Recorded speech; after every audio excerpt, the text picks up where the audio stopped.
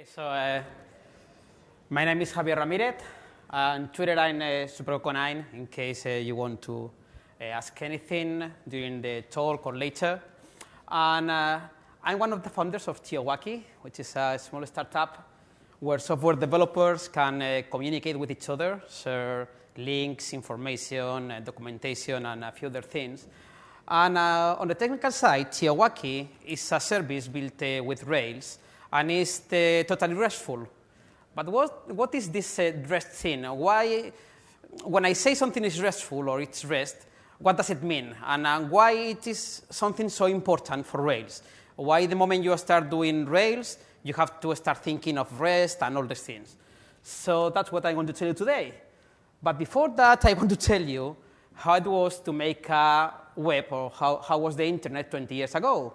And 20 years ago, web pages were quite easy. If you went to Yahoo or to MSN or to Apple, like about 20 years ago, you will get this. You have only information about Apple and maybe some banners, and that's it. But a bit later, like 15 years ago, something started to change. Suddenly, we have like portals, and you have like pages with information coming from other pages. So it meant you have a web page, and you could integrate information from other services, like weather information, or I don't know, a lot of things. So the way of sharing these things was with widgets. So basically, if the other service was giving you a widget, they will give you a JavaScript, and you will put it on your page, and then it will appear on your page exactly the way the other service intended. So if it was terribly ugly, and they were, you didn't have any control over that. Some of them were kind of customizable, but it was quite ugly. So as a developer, this didn't make me exactly happy, because I couldn't integrate like quite easily.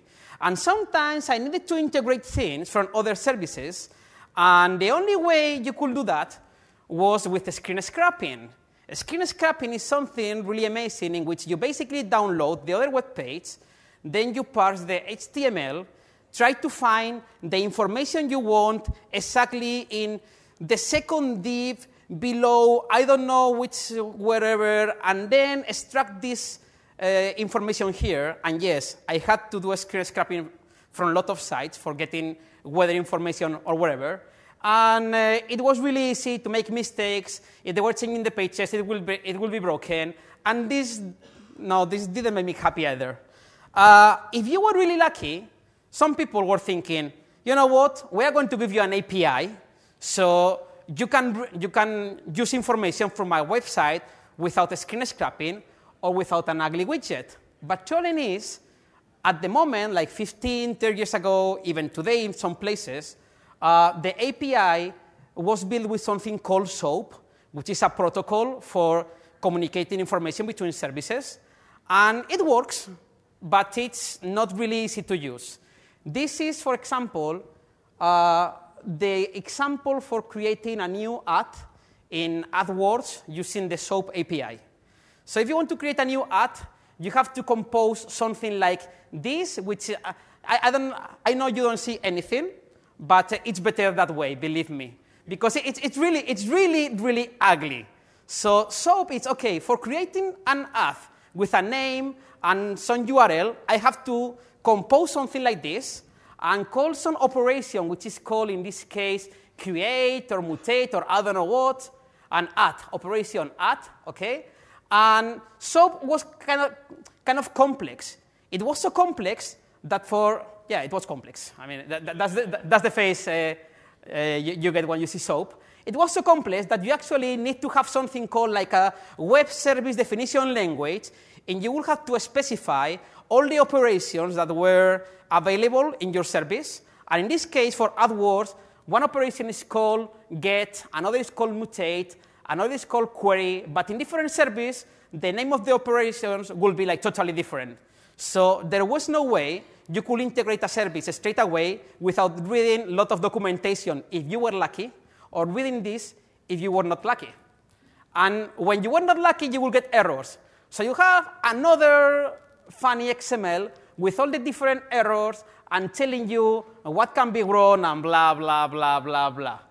I wasn't really happy with these services either. It was not ideal to integrate. It was much better than the other tools, still not exactly the same. But today, we are living a different internet, different web. Today, we have mass apps and integrated services everywhere. Today, you can have, with a few lines of code, just getting Instacat. This page is for real. You are getting pages from Instagram. You are getting all the pictures with the tag of a cat, and you have like infinite scrolling. Why? I don't know. It's kind of fun. And yeah, and this is like the typical mass app. You have like the census information from the US office, whatever, and then you can put that information on a map. So you are basically using two different services and composing a website, which is like using services from different places. Or you can have like search for hotels, give me availability and price, and show a map of all of the ones that are like in the public transport distance, like 15 minutes from here. That is quite amazing. It's like quite interesting. Or even if you're hungry, you can put here the postcode of this hotel and run the wheel of lunch, and it's going to tell you, today we are having lunch at Frontera Fresco. And this gets the information from Yelp, and So the good thing of this is integrating these services is really easy. All you need to do is point to this URL. This is my profile in GitHub. You go to this URL in your browser or in any client-line terminal, and you are getting JavaScript back with my information. Really easy to integrate. You don't need to do SOAP. You don't need to compose anything like weird. Just call a URL, get something back.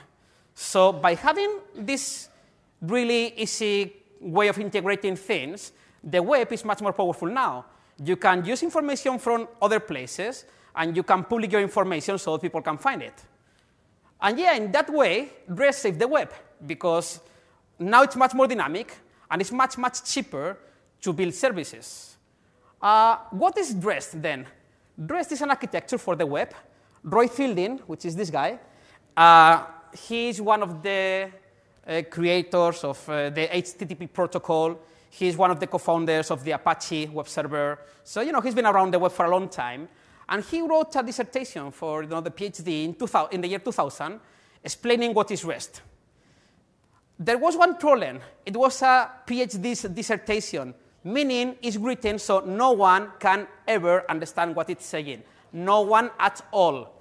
If someone can understand it, you are not going to pass. So you have to be careful with that when you are doing a PhD. And he did. He was really good at encrypting everything. So if you try to read the original dissertation, good luck with that. I mean, I do it a few times. I'm not recommending it.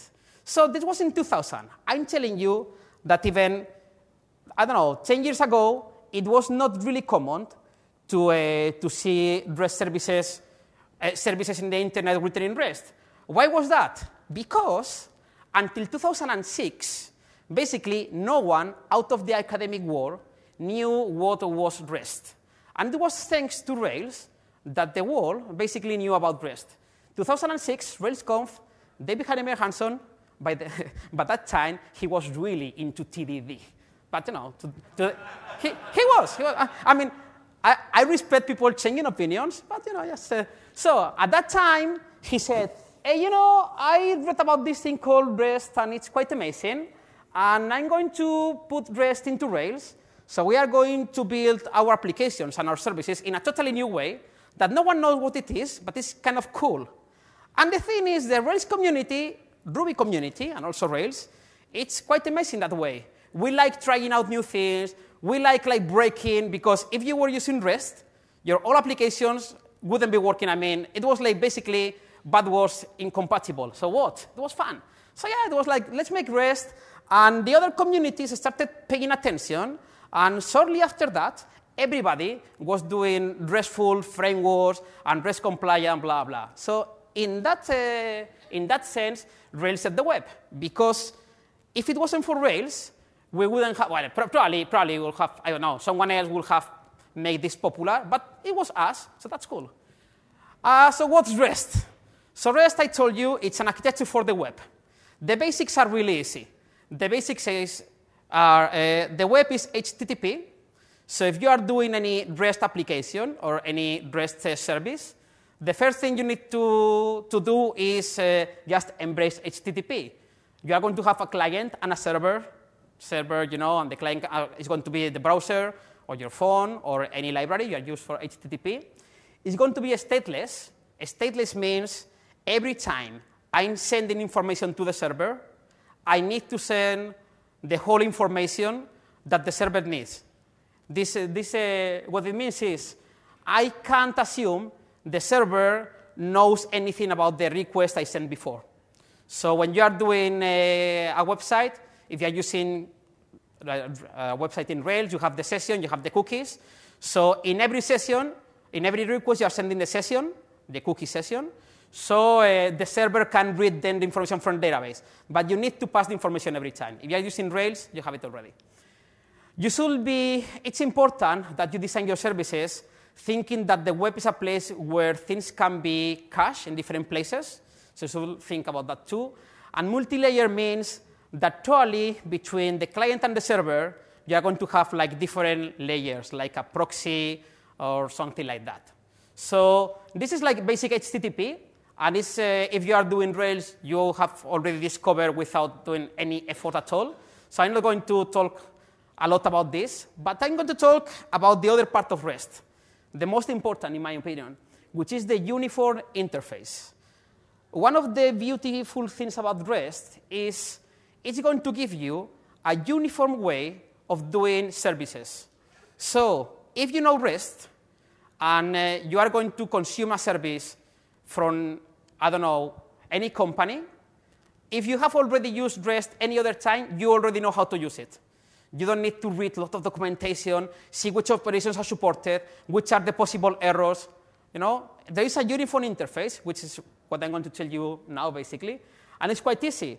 And this is what we are talking all the time. Yehuda today in the morning was saying conventional configuration. In Rails, we have a lot of conventions. And when you have conventions, it's quite easy to advance in the world because since everybody else is doing the same thing, it's very, very easy to understand things and to build on top of others. So what is this uniform interface? It has just 3 elements. It's really, really easy. It has something called resources. It has something called representations. And it has something called metadata. So what's a resource? A resource is anything that can be named. Like, for example, in my application, we have users and teams and links and messages. So, yeah, user will be a resource. Team will be another resource. Message will be another resource. So anything that can be a name, if you are thinking of Ruby or of Rails, like anything that you could create a class for could be a resource. So anything with a name, that's a resource. And since you need to identify different resources, if I have users, I want to have to know which is user A and user B. In REST, you always need to have a resource identifier. When you are working in REST with active record, the identifier is the ID on your table. In REST, the identifier is the URI. URI and URL are kind of the same. If you are really technical, some people are like, no, URL is different than URI. But for this talk, they are exchangeable. So if you have a URL, that's it. You have an identifier. So in REST, this URL identifies a resource. This URL identifies another. This URL identifies another. And this URL, which is like the typical URL when you make an scaffold, identifies another. So it means this is the ID for my resource, like the whole URL. Okay, that's easy. So for every resource in your system, you need to have a unique URL. It's nothing new, but just the basic of REST. The other part of the second element is the representations. Representations means, okay, I have a URL, which is the ID of one resource, and now I'm going to ask for this resource, and I'm going to get some information back. The information I get for the resource is called a representation. And you can have different ones. For example, here, I'm doing get, just HTTP get, the same thing you'll do in the browser. So get a URL, and I'm asking for HTML, so I'm getting HTML, like, I don't know, body, head, whatever. Okay? I can ask for the same URL, but just asking for JSON. And the same URL, which is exactly this, the one I had before, this and this one are the same. So the same URL can have multiple representations. In this case, I'm getting JSON back. So one thing is the ID, the resource, and the other is the representation I have from the resource. And representation can be like different formats, like XML, JSON, which is the most popular right now, but could be a PDF, could be an HTML. You could have like a long JSON and a short JSON for the same resource, because sometimes maybe you want to have like the full information for a user, but sometimes you want to have only the nickname and that's it, and the picture, whatever. So representation is just the information that you are going to show about your resources. So that's it. And by the way, the name REST, it comes from this. It's because the way of working with REST is you transfer representations between server and client. If you want to create a new user, what you do is you send a representation. You send a JSON or a XML or just a form post from the client to the server. And that's how you are creating things. You are transferring a representation. When you want to get information, you do the same thing. You ask for a representation from the server, and you are getting a representation back. And it's an ugly name, but REST comes from that, like representation state transfer. And how you transfer representation in HTTP? With these operations, that's it. In HTTP, you can get a page, you can post, like when you post a form, you can delete, or you can put or patch, which are two verbs for updating information. And the beauty of REST is like in any REST service, you can only do these 4 or 5 things, nothing else. These are all the operations you can do. So when you are going to interact with a REST application or a REST service, the only thing you need to know is which are the resources, which are the names in the systems. If you are going to work with an application which has users and teams, if you know, OK, this is the URL for users, this is the URL for teams, you already know how to create things, you just post information, how to read things, you just get information, how to put and how to delete. And that's true for every API. The only thing you need to know is exactly which fields they are accepting. But that should be like quite easy. You get a resource, you get the resource, and then you can figure out what you need to send back for changing information. So that's it. That's how you are creating things in REST, like in theory.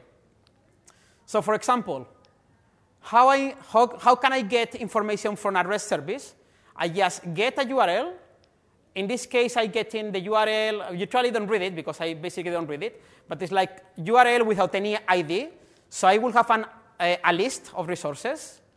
If I post to the same URL, and I post a JSON here, what I'm going to do is create a new resource. So if I get from one URL, I'm just getting the list. If I post to the same URL, what I'm doing is creating.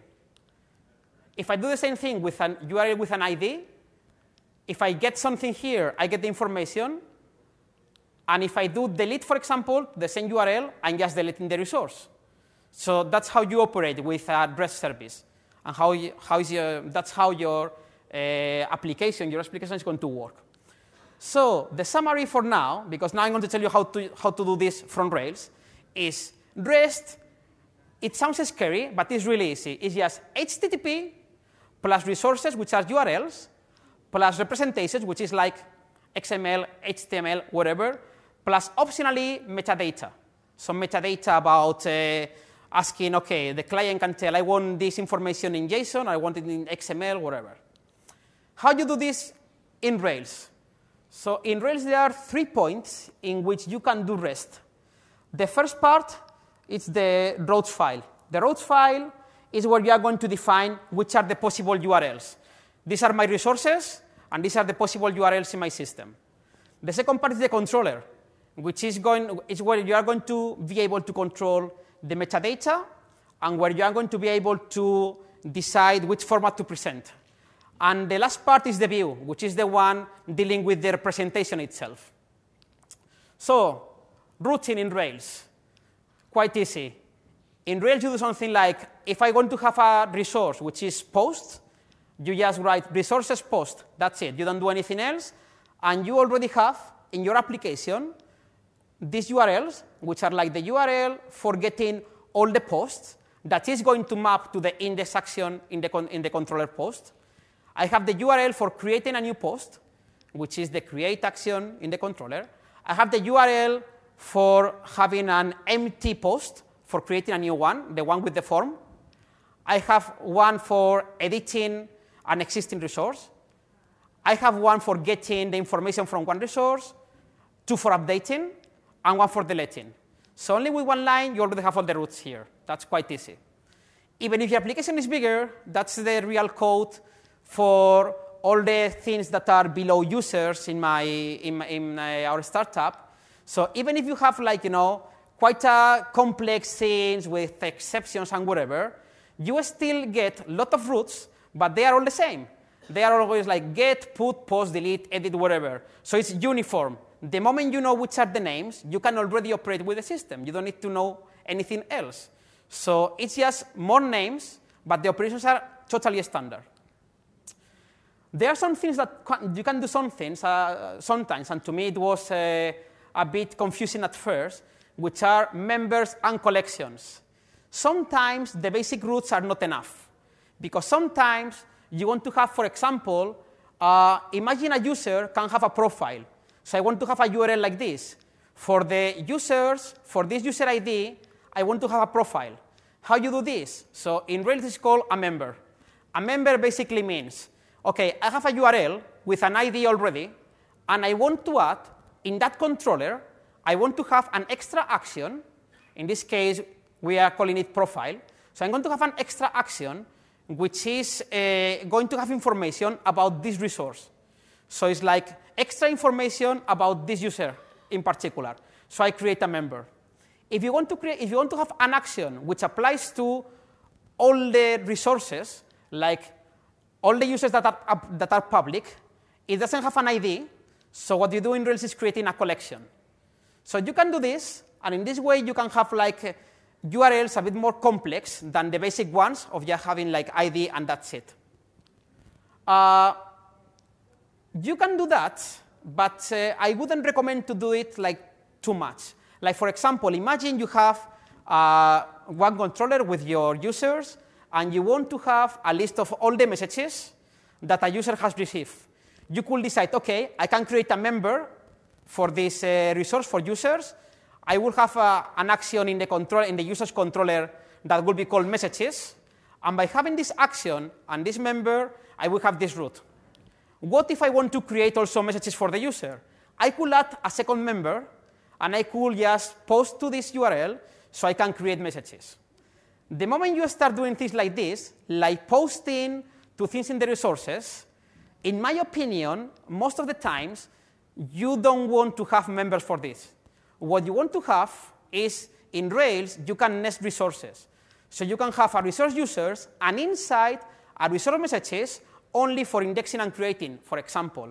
And if you want, you could have another collection or member inside.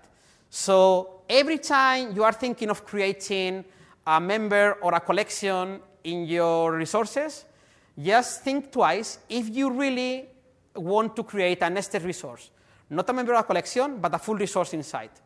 Because the moment you start overloading members and collections, your controller is getting bigger and bigger and bigger. And if your controller is getting bigger, there are going to happen two things. First thing is it's more difficult to maintain. And second thing is it's getting farther from the uniform interface. If you have nested resources, you're going to have a controller for users, a controller for user messages, and in both controllers you have the same methods: index, create, update, delete. That's it. The moment you start creating members and collections, you are going to start adding more methods. So when someone else in your team is going to work with a controller, they need to start thinking, oh, I have extra methods. What are they going to do? So if you find yourself defining too many members or collections, think that maybe you should be talking about nesting resources. And in Rails, it's quite easy, as you can see. You don't have to do anything. Just nest, and that's it. The other thing is naming is something really, really, really, really hard. But when you are doing a service or when you are doing an API, it's probably the most important thing that you are doing. Because the names that you are putting, it's how the external services or the users are going to see your service or your application. So I'm telling you this because in REST, when you define a resource, you should be actually using names, not using verbs. Like, for example, if you want to have like, if you want to send an email for a user, sometimes you will do something like users ID /send, for example. So it's much easier to do something like users ID message and just post to the message, as I did before. So think of having just names in the URLs, never having verbs, and spend a little time naming the things, because it's difficult at first, but it really pays. And I have another tip interesting for resources is your resources are not models. Like, no one needs to know how things are working on the inside of your application. If you have an application or a service, from the point of view of the user or the consumer, all they need to know is, I put this inside, I'm sending this, I'm getting this representation, I don't know what's inside, and I don't need to know it. Like, for example, in my application I have links, and the links can have like tags. Internally, I have different tables. Links, team links, tags, whatever. That's internally. But I'm not exposing all the resources, all the models with URLs. I have a resource which is link, and in the link, I have an attribute which is the tags and some other things. So when you are sending me the representation for a link, when I send it back, what I'm doing internally is I'm getting information from different tables. But that's cool, because you don't care. You only care about what is a link from the conceptual point of view, and know how I'm storing the information physically on database. And that's something that in Rails is very easy to get wrong, because in Rails you generate a scaffold, and you have for every table, for every active record model, you have a resource. That's cool when you are starting, when you are learning for doing things like fast. The moment you are doing like a real-world application a bit more complex, you are going to get into problems if you always map one resource or one table to one model of the application. So try to think of the external interface and not how you are storing the information. If you do this, the application is going to be easier to understand. A user can understand that a link is something with tags, but if they have to send me like different requests for adding, first create the link, then create the tags, then associate one with the other, it doesn't add. It's like too difficult. So it's easier to understand. And the other thing is, today I have my data, most of it is in Postgres and Redis, but maybe tomorrow I move into Mongo. The moment I move to a different database, data store, I'm probably going to change tables, divide in different blah, blah. If I'm mapping my physical data store to the URLs, I'm going to break all the clients that are using the API or everybody who's using the application. If I'm not mapping directly every resource to my tables, I have all the freedom for changing the data store every time I want. As long as I don't change the URLs, things are going to keep working. So try to make that effort, not mapping one model to one URL all the time. And also, if you are versioning, it's much easier to make a new version if you don't have like a one-to-one correspondence between models and URLs. Second part, so routing is for the URLs. The second part you can do in Rails for REST is just the controllers. In the controllers, when you create an empty scaffold, you always have these basic actions. Index, show, new, edit, create, update, and destroy. And they are always the same. So the uniform interface in the controllers, you don't have to do anything with that. And the second thing you have in the controllers is the respond to and the format. Respond to is like, OK, depending on which format I'm getting, see, if I'm getting OK, I want to have this user or this post in this case on HTML, then I'm going to use this line. For HTML, I'm going to do this. For JSON, I want to do this. If you are asking XML, I don't have the format here, so I'm going to give you an error. So basically, in the controllers, you have the control of which formats, which representations you are going to show to the user. And something really interesting, too, that sometimes is overlooked, is the status code. HTTP has a lot of interesting status code, not just 200 and 404 and internal error. You have like more status for being quite expressive. If you remember when I was telling you at the beginning about SOAP, I showed you a really ugly XML with all the possible errors, blah, blah. That's because in SOAP, you don't have a standard way of representing different statuses. But on HTTP, you have it. In HTTP, you have like a lot of different status. These are like the interesting ones.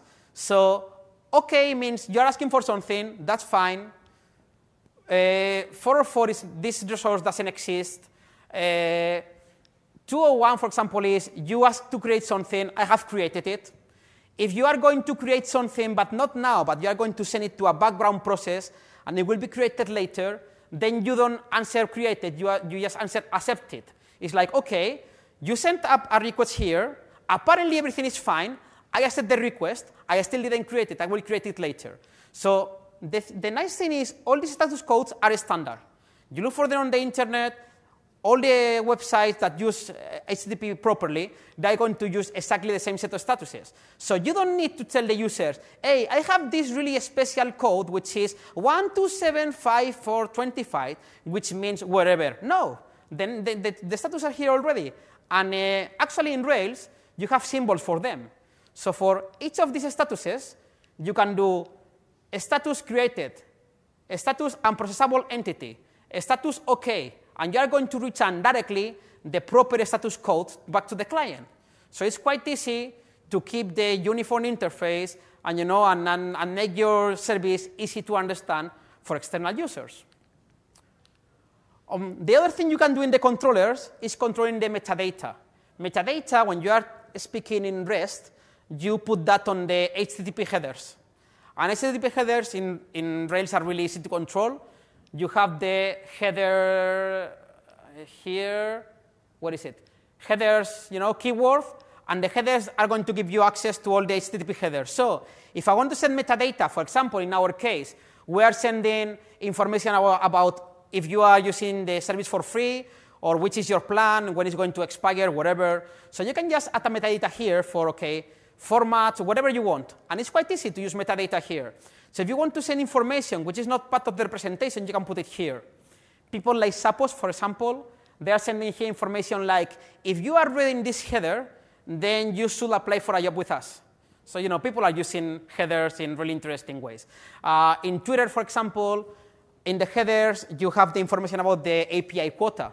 Since you can't call the Twitter API more than 90 times per minute or something like that, they tell you on the headers, hey, you still have 10 requests left. If you do more than 10, you are going to. So, every time you want to send meta information associated to the request, you put it on the header, and it's really easy in Rails. Just, headers, name of the header, value, you are good to go. You don't have to do anything else.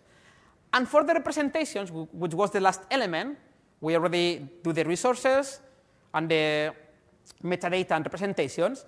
In Rails, you basically have templates. So the same action can respond to HTML or to JSON. So in HTML, you put the information coming from the post.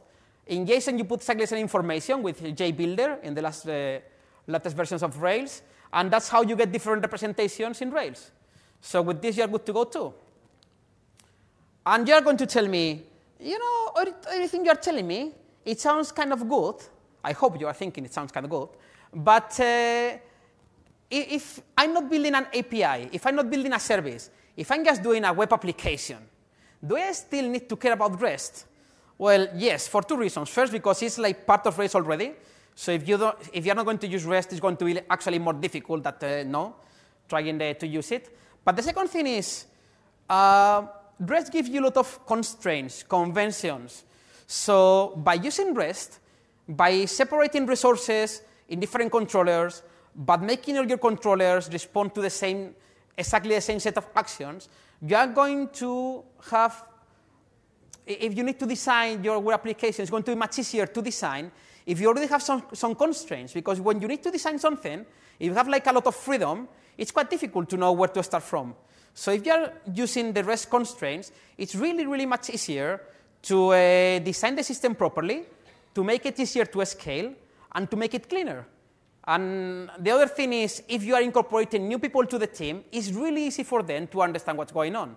So, even if you're not building an API, having a RESTful architecture is quite interesting.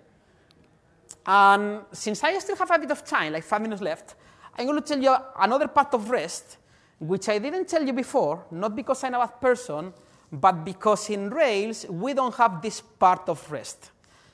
I am sure sometimes you've heard people discussing about this stupid thing. Hey, my API is fully RESTful. No, it's not RESTful. It's not exactly 100% RESTful because of blah, blah, blah, blah, blah. The blah, blah, blah, blah, blah is usually this part, the hypermedia. So when Roy Fielding was describing what is the REST architecture, hypermedia was a mandatory part of the architecture.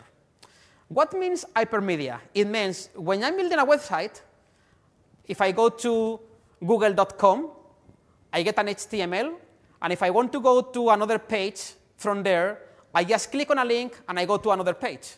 So on the internet, you move around by clicking on links. That's quite obvious. When you are building an API, you should put links also into your API. And most people are not doing it.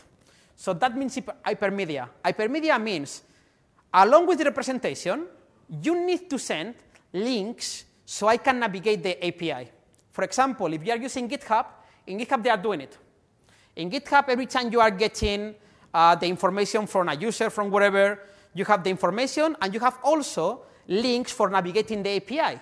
So for example, since I don't work for GitHub, for Tiowaki, this is our example. And in Tiowaki, if you are asking, for example, for the information about one team, I give you, about all the teams, sorry, I give you here the list of teams, but I'm going to give you which is the link that you should call on the API for getting the next page or the previous page. So instead of telling you, hey, for doing pagination, make this call, and then add a parameter, and if you were in the page number 2, remember to put page number 3, blah, blah, blah. I don't want you to do that. I can do that for you. So what I'm doing is I give you the information, and I give you the link. So if you want to get the next page, just call this link for next page, and I give you all the parameters in it. So that's it's easier to navigate. So the same way that you can navigate HTML, you should be able to navigate APIs. And that way, someone that is using the service for the first time, it's much easier for them to use your API, because they only need to go to the home page, and they're going to have all the names of the available resources. They can just navigate to another resource. They can see from there where they can go. Like, for example, here, when I'm asking for the information about a team, an individual team, it's like, OK, these are the public links for the team. These are the private links for the team. This is your own URL. This is the organization you belong to. These are your best practices. These are your categories. These are your users. So if you want to see which users are in this team, I only have to go to this URL. I don't need to go to the documentation and read things. So that's the hypermedia part. It's quite interesting, but also you can do something like sending a list with URLs to individual resources, whatever. It's quite interesting, but unfortunately, it's not part of Rails. But you have interesting gems that you can use for that. If you want to if you are building an API and you want to incorporate hypermedia, so you can boast with your friends, my API is fully RESTful, it's yours. So yeah, so you can use any of these gems. They are slightly different, like each of them in a different way. My favorite will be Roar, probably, but I don't know, it keeps changing because they are quite active, so sometimes I like Brave, sometimes I like Roar, whatever. So if you do this, you are going to be able to incorporate hypermedia also to your application. And that's basically REST. REST is just architecture for the web in which you have HTTP, then you have resources, which are just URL with a fancier name, but it's just URLs, nothing else, unique URLs for unique things. You have a uniform interface, which is I always send the same operations against these URLs. I don't have to know anything else about the system. And then you exchange representations. And representations are just representations. They are not models. They are representations. You can have metadata and hypermedia, but not with Rails. That's what I wanted to tell. If you want to find a few related links, you can find them here, which is also in Tiowaki, which is my startup. And if you have any questions, just feel free to ask me. Thank you very much.